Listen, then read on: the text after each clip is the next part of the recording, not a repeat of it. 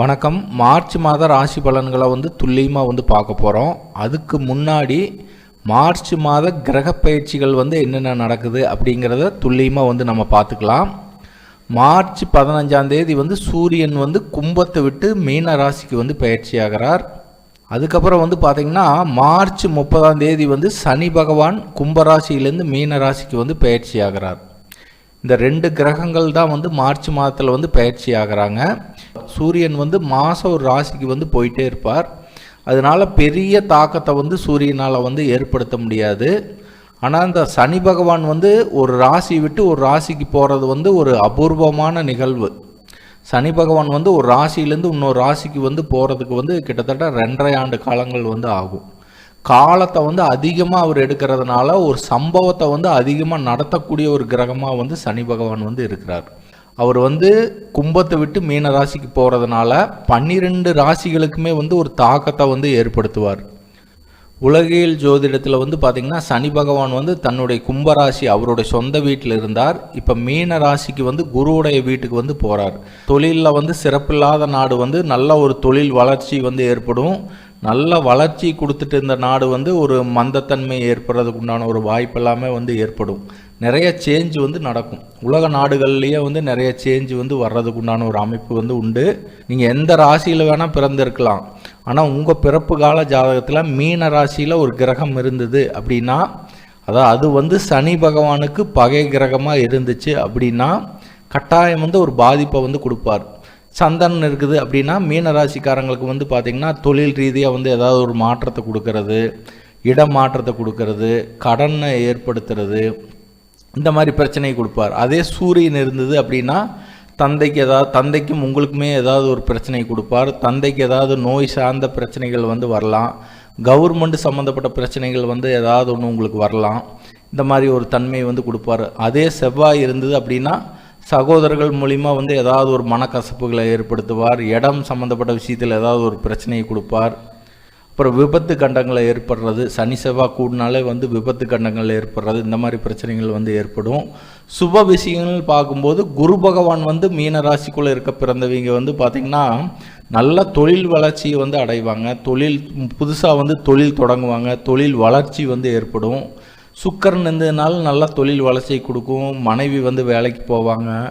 பொருளாதார ரீதியாக ஒரு நல்ல முன்னேற்றம் ஏற்படக்கூடிய ஒரு அமைப்பு உண்டு. ராகுவாக இருந்ததுன்னா தொழிலை எக்ஸ்டெண்ட் பண்ணுவாங்க. செஞ்சுட்டு இருக்கிற வேலையை விரிவுபடுத்துவாங்க. அதே கேது இருந்தது அப்படின்னா தொழில் முடக்கம் ஏற்படுறதுக்கு உண்டான ஒரு அமைப்பு எல்லாமே உண்டு.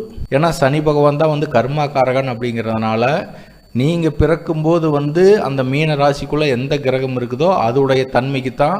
இப்போ சுபகிரகங்கள் சனியுடைய நட்பு கிரகங்கள் இருந்ததுன்னா நல்ல பலனையும், சனி பகவானுடைய பகை கிரகங்கள் இருந்துச்சுன்னா கொஞ்சம் தீமையான பலன்களையும் அனுபவிக்க போகிறீங்க.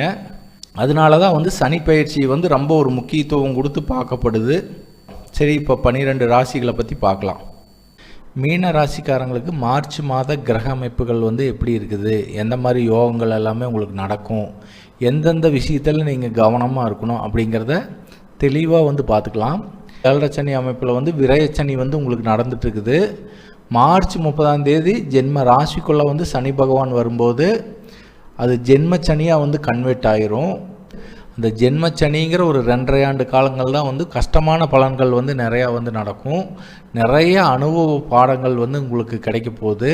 அந்த ஜென்மச்சனி காலங்களில் தான் நம்ம தொழில் ஆரம்பிக்கலாம், அதை பண்ணலாம், இதை பண்ணலான்னு யாரோ ஒருத்தர் சொல்லுவாங்க. நண்பர்கள் மூலிமாவோ இல்லை உறவினர்களோ நம்ம இதை பணத்தை போட்டு இந்த தொழில் ஆரம்பித்து நம்ம டெவலப் ஆகிடலாம், அதை பண்ணிடலாம், இதை பண்ணிடலாம் அப்படின்னு ஆரம்பிப்பாங்க. அப்படி பண்ணும்போது பார்த்திங்கன்னா தேவையில்லாமல் போய் பணம் போய் ஒரு சில இடத்துல போய் லாக் ஆகி நின்றுக்கும். அந்த பணத்தை வெளியிலையும் எடுக்க முடியாது, உள்ளேயும் பொருளாதாரம் கிடைக்காது. இந்த மாதிரி தேவையில்லாத சிக்கல்கள் வர்றதுக்கு உண்டான ஒரு வாய்ப்பு உண்டு. அதனால் மீனராசிக்காரங்க ஒரு எச்சரிக்கைக்காக அவேர்னஸுக்காக தான் இந்த பதிவை மெயினாக நம்ம போடுறோம். பணத்தை போட்டு இன்வெஸ்ட் பண்ணி எந்த தொழிலும் செய்யாதீங்க. அப்படியே இன்வெஸ்ட் பண்ணுறதுனால ரொம்ப கவனமாக கம்மியான ஒரு அமௌண்ட்டில் பண்ணுங்கள்.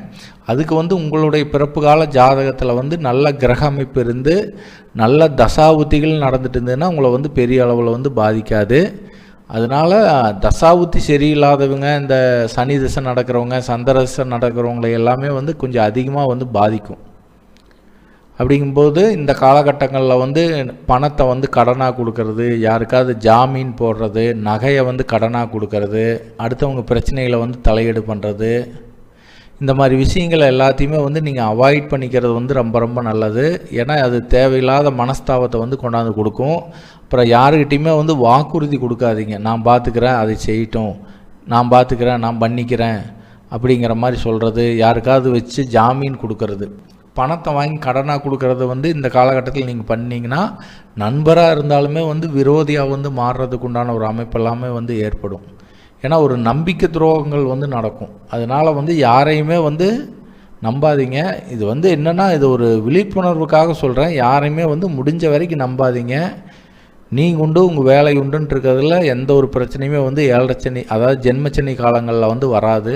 வேலை பார்த்துட்டு இருக்கிற இடத்துல வந்து சம்பளம் கம்மியாக இருக்குது, நம்ம வேறு இடத்துக்கு போனால் நல்ல சம்பளம் வாங்கலாம், நல்லா வந்து நல்ல ஒரு எதிர்காலம் இருக்கும், நல்ல சம்பளம் வந்து டபுளாக வாங்கலாம் அப்படின்னு நினச்சிட்டு செஞ்சுட்டு இருக்கிற இடத்த வந்து விட்டுட்டு போனீங்கன்னா இங்கே வாங்கக்கூடிய சம்பளம் கூட அங்கே வாங்க முடியாத ஒரு சூழ்நிலையை வந்து கொடுத்துரும். தேவையில்லாமல் போய் ஒரு சிக்கலில் போய் மாட்டிக்குவீங்க. கூட வந்து ஒர்க் பண்ணுறவங்க மூலிமா வந்து ஏதாவது ஒரு மனஸ்தாபம், சிக்கல், போட்டி பொறாமைகள் இதெல்லாமே வந்து வர்றதுக்குண்டான ஒரு வாய்ப்பு வந்து உண்டு. அதனால் எதுலேயுமே கொஞ்சம் கவனமாக இருங்க. மேல் அதிகாரி மூலிமா வந்து ஏதாவது ஒரு டென்ஷன் கொடுக்கறதுக்கு உண்டான ஒரு அமைப்பு வந்து உண்டு. அதனால் எதுலேயுமே கொஞ்சம் கவனமாக இருக்கிறது சிறப்பு. மீனராசிக்குள்ளே வந்து கிட்டத்தட்ட 4 கிரகங்கள் இருக்குது. உங்கள் ராசிக்கு வந்து 6ஆம் அதிபதி, சத்துருஸ்தானாதிபதினு சொல்லக்கூடிய சூரியனும் வந்து மார்ச் 15ஆம் தேதி வந்து ஜென்ம ராசிக்குள்ளே வந்து வந்துடுவார். ஜென்ம ராசிக்குள்ளே, அதாவது உங்களுடைய மூளைக்குள்ளே கிட்டத்தட்ட 4-5 கிரகங்கள் வந்து மார்ச் மாதத்தில் வந்து அமருது.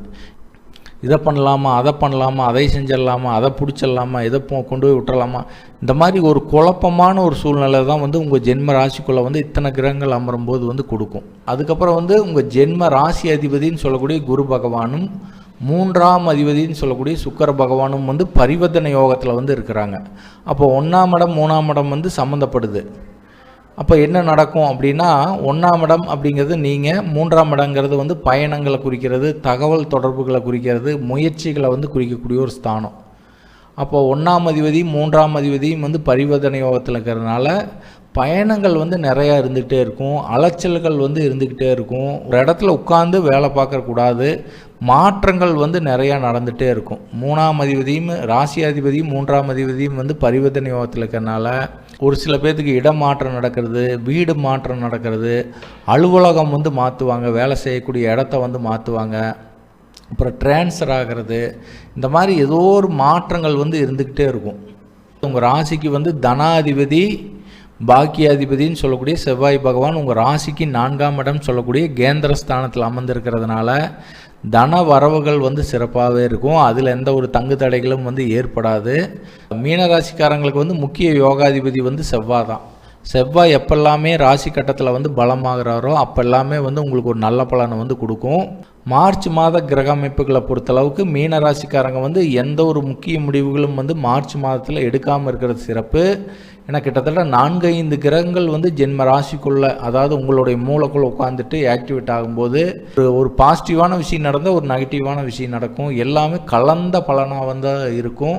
எந்த ஒரு விஷயத்துலையுமே வந்து தெளிவாக வந்து உங்களால் முடிவு எடுக்க முடியாது, ஒரு விஷயத்தை பண்ண முடியாது. அதுக்கப்புறம் வந்து உங்களுக்கு 7.5 சனிங்கிற அமைப்பில் வந்து ஜென்மச்சனி வந்து மார்ச் 30ஆம் தேதி வந்து ஆரம்பிக்கிறதுனால நீங்கள் கட்டாயம் வந்து திருநள்ளாறு போய் சனீஸ்வர பகவானை வந்து மனமுருகி வேண்டிட்டு வரணும். எப்போ போய் வேண்டணும் அப்படின்னா, நீங்கள் வந்து மீனராசிக்காரங்க வந்து புரட்டாதி நட்சத்திரம், உத்தட்டாதி நட்சத்திரம், ரேவதி நட்சத்திரத்தில் வந்து பிறந்திருப்பீங்க. உங்கள் ஜென்ம நட்சத்திரம் வந்து வரக்கூடிய நாள் அன்னைக்கு வந்து நீங்கள் திருநள்ளாறில் வந்து இருக்கணும். நீங்கள் போய் அங்கே தீர்த்தத்தில் குளிச்சுட்டு அந்த பழைய ஆடையை வந்து விட்டுட்டு நீங்கள் போய் சனி பகவான்கிட்ட மனமுருகி வேண்டிட்டு வந்தீங்கன்னா சனி பகவானால் ஏற்படக்கூடிய அந்த கெடுபலன்கள் குறைஞ்சு உங்களுக்கு நன்மையான பலன்கள் வந்து நடக்கும். அதுக்கப்புறம் வந்து இங்கே வந்து உடல் ஊனமுற்றவங்க, துப்புரவு பணியாளர்கள் எல்லாமே வந்து உங்களால் முடிஞ்ச உதவிகளை வந்து செய்யுங்க. மீனராசிக்காரங்களை பொறுத்தளவுக்கு இந்த காலகட்டங்கள் வந்து கொஞ்சம் கவனமாக இருக்க வேண்டிய காலகட்டம்னே சொல்லி மீண்டும் வேறொரு பதிவில் சந்திக்கலாம் நண்பர்களே. வணக்கம், வாழ்த்துக்கள்.